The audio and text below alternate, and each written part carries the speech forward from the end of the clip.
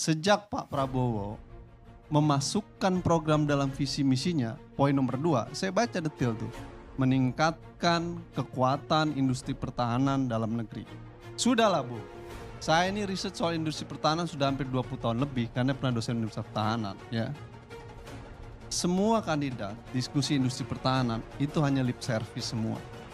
Faktanya tidak ada yang membangun kekuatan industri pertahanan secara sungguh-sungguh. Apalagi Pak Prabowo. Nanti saya kenapa Pak Prabowo saya tekankan ya.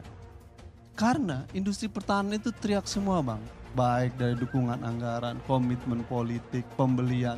Orang lebih seneng belanja di luar Bang Karni. Kenapa? Dugaan permainan kalau di luar nggak kelihatan.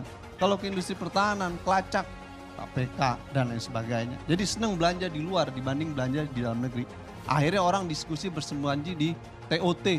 Aduh, TOT itu udahlah, kita diskusi yang sangat rumit dan kompleks. Kenapa saya tekan ke Pak Prabowo, Mas? Ya. Gerindra, Pak Prabowo selalu menyatakan bahwa memperkuat cinta tanah air, industri pertahanan, nasionalisme. Saya bilang itu semuanya sudah tuntas, tidak memiliki dasar yang kuat sejak Pak Prabowo mengajukan Omnibus Law bidang pertahanan. Itu udah nggak selesai itu. Kenapa? Omnibus Law bidang pertahanan itu menggeser paradigma pertahanan Indonesia dari kemandirian pertahanan menuju liberalisasi pertahanan. Di dalam Undang-Undang Industri Pertahanan yang lama, tier 1, tier 2, tier 3 swasta nggak boleh masuk. Ada beberapa tier yang nggak boleh masuk. Maksudnya di inti, di lead sektor nggak bisa masuk. Lalu kemudian asing di undang-undang modal asing nggak boleh masuk di isu-isu persenjataan dan lain sebagainya. Itu undang-undang industri pertahanan lama. Kenapa? Semangatnya adalah membangun kemandirian pertahanan. Sejak Pak Prabowo menjadi Menteri Pertahanan, dia mengajukan revisi undang-undang industri pertahanan di dalam Omnibus Law yang menjelaskan bahwa sektor swasta bisa masuk tier 1, tier 2, tier 3, bahkan menjadi lead sektor. Yang kedua, investor asing bisa masuk. Jadi dari mana nasionalismenya? Orang dia membuka ruang liberalisme.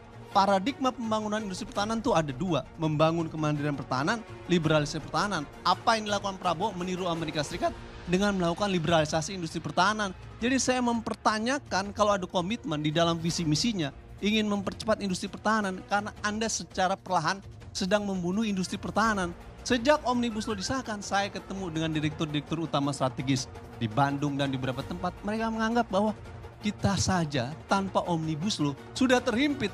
Dengan ada Omnibus Law kita harus kompetitif dengan swasta, industri swasta, asing dan lain sebagainya bisa masuk dalam negeri.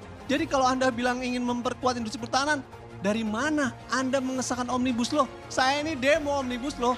Kita berbicara keberpihakan. Nomor 1 Bang. Menolak liberalisasi. Sektor publik, air, pertahanan, jangan diprivatisasi. Pak Prabowo melakukan swastanisasi sektor pertahanan, itu liberalisasi yang parah.